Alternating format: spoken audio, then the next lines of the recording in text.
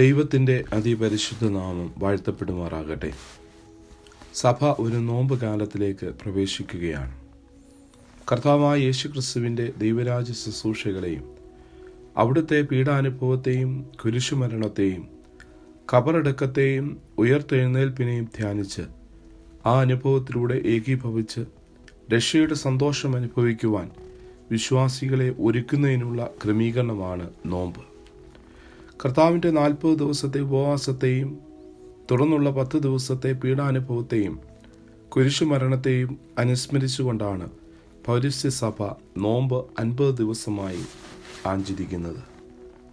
പൗരസ്ത്യ സഭയിൽ നോമ്പ് ആരംഭിക്കുന്നത് നിരപ്പിൻ്റെ ശുശ്രൂഷയോടുകൂടിയാണ്, ബൈ മിനിസ്ട്രി ഓഫ് റിക്കൺസിലിയേഷൻ. നോമ്പുകാലം അനുതാപത്തിൻ്റെയും ആത്മതപത്തിൻ്റെയും അനുരഞ്ജനത്തിൻ്റെയും രൂപാന്തരത്തിൻ്റെയും അവസരമാണ്. ഇന്നത്തെ ധ്യാനഭാഗം കൊരിന്ത്യർക്ക് എഴുതിയ 2-ാം ലേഖനം 5-ാം അധ്യായം 16 മുതൽ 21 വരെയുള്ള ഭാഗങ്ങളാണ്. 2 Corinthians chapter 5 verses 16 to 21. 1 കൊരിന്ത്യർ 5:17 പൗലോസ് കൊരിന്ത്യ സഭയോട് ഇപ്രകാരം പറയുന്നു: ഒരുവൻ ക്രിസ്തുവിലായാൽ അവൻ പുതിയ സൃഷ്ടിയാകുന്നു, പഴയത് കഴിഞ്ഞുപോയി, ഇതാ അത് പുതിയതായി തീർന്നിരിക്കുന്നു.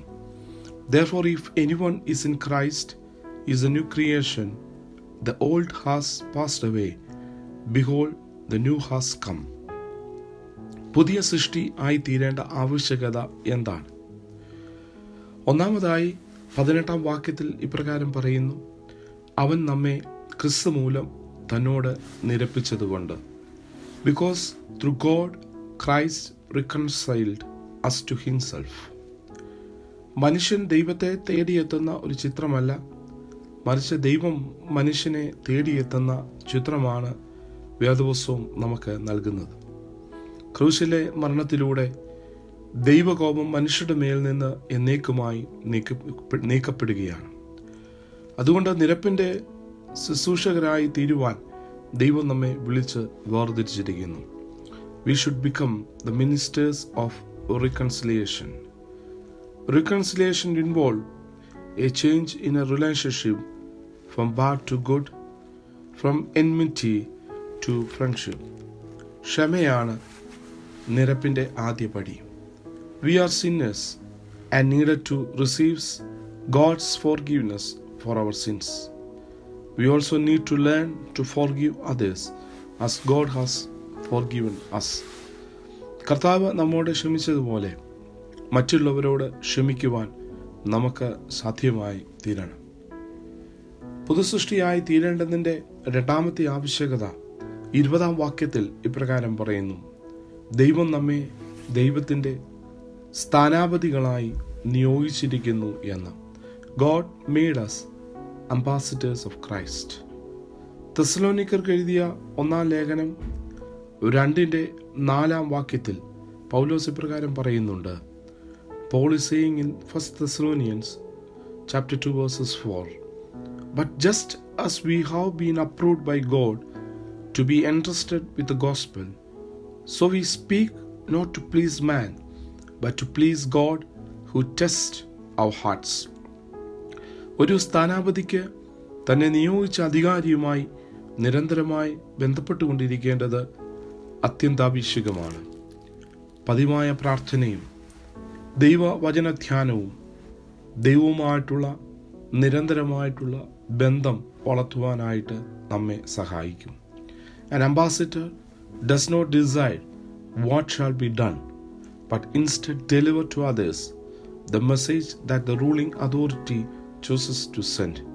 He has no right of his own, but the choice of whom he had sent. നമ്മുടെ പ്രവർത്തനങ്ങൾ ദൈവം നമ്മെ ഈ ലോകത്തിൽ ആക്കി വച്ചിരിക്കുമ്പോൾ പിതാവിൻ്റെ ഹൃദയപ്രകാരമായി തീരേണ്ടത് ഏറെ ആവശ്യമായിരിക്കുന്നു. പുതിയ സൃഷ്ടിയായി തീരാൻ നാം എന്ത് ചെയ്യണം? What should we do to become a new creation? അതിന് ക്രിസ്തുവിലായി തീരണം, ബീയിങ് വിത്ത് ക്രൈസ്റ്റ്. ദൈവവുമായിട്ടുള്ള ബന്ധത്തിലാണ് ഒരാളുടെ ആളത്വം രൂപീകരിക്കപ്പെടുന്നത്. ശിവകേര എന്ന എഴുത്തുകാരൻ ഒരു ബലൂൺ വിൽപ്പനക്കാരൻ്റെയും ഒരു കുട്ടിയുടെയും കഥ ആളത്വത്തിൻ്റെ മാനദണ്ഡം എന്തെന്ന് പഠിപ്പിക്കുവാൻ വേണ്ടി പറയുന്നുണ്ട്. ഒരു ബലൂൺ വിൽപ്പനക്കാരൻ വിൽപ്പന കൂട്ടുവാൻ വേണ്ടി ഹീലിയം നിറച്ച ബലൂണുകൾ വിൽക്കാൻ ആരംഭിച്ചു. നൂലിൻ്റെ തുമ്പത്ത് ഹീലിയം നിറച്ച ബലൂണുകൾ ഉയർന്നു നിൽക്കുന്നത് കണ്ട് കുട്ടികൾ അവ വാങ്ങിക്കാനായി ഓടിക്കൂടി. പല നിറത്തിലുള്ള ബലൂണുകൾ ഇങ്ങനെ ഉയർന്ന് നിൽക്കുന്നുണ്ടായിരുന്നു. കുട്ടികൾ പലരും വന്ന് ബലൂൺ വാങ്ങിച്ച് മടങ്ങിപ്പോയി. എന്നാൽ ബലൂണുകളുടെ കൂട്ടത്തിൽ കറുപ്പ് നിറമുള്ള ഒരു ബലൂൺ പോലും ഉണ്ടായിരുന്നില്ല. അപ്പോൾ ഒരു കുട്ടി അദ്ദേഹത്തോട് ചോദിച്ചു, കറുപ്പ് നിറമുള്ള ഒരു ബലൂൺ ഉണ്ടെങ്കിൽ ആ ബലൂൺ ഇതുപോലെ നൂൽത്തുമ്പത്ത് അന്തരീക്ഷത്തിൽ ഉയർന്നു നിൽക്കുമോ? അപ്പോൾ അദ്ദേഹം പറഞ്ഞു കൊടുത്തു, മോനെ, കറുപ്പ് ബലൂൺ ആണെങ്കിലും ഹീലിയം നിറച്ചാൽ ഉയർന്നു നിൽക്കും. ബലൂണിൻ്റെ നിറമല്ല കാര്യം, ബലൂണിൻ്റെ അകത്ത് എന്ത് നിറച്ചിരിക്കുന്നു എന്നതാണ് കാര്യം. Son, it is not the color of the balloon, it is what is inside the balloon that makes it go up. ഒരാളുടെ ആളത്വം രൂപപ്പെടുന്നത് അയാൾ എന്ത് ഉൾക്കൊള്ളുന്നു എന്നതിനെ ആശ്രയിച്ചാണ്. It is your attitude, not your aptitude, that will determine your altitude. ദൈവത്തെയും ദൈവവചനത്തെയും നാം ഉൾക്കൊള്ളുന്നു എങ്കിൽ നാം ശരിയായ ആളത്വത്തിൻ്റെ അവകാശികളായി തീരും.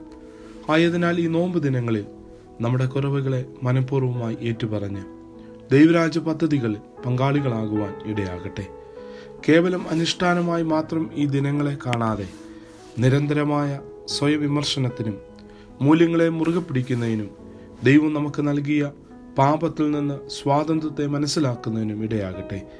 ദൈവരാജ്യത്തിൻ്റെ വളർച്ചയ്ക്കായി തിരഞ്ഞെടുക്കപ്പെട്ട സ്ഥാനാപതികളാണ് നാം എന്ന് മനസ്സിലാക്കി പൊതുസൃഷ്ടികളായി തീരാൻ ഈ നാളുകളിൽ ദൈവം നമ്മെ സഹായിക്കട്ടെ. അതിന് ദൈവത്തിൻ്റെ പരിശുദ്ധാത്മാവ് നമ്മെ ഏവരെയും സഹായിക്കുമാറാകട്ടെ. ആമേൻ.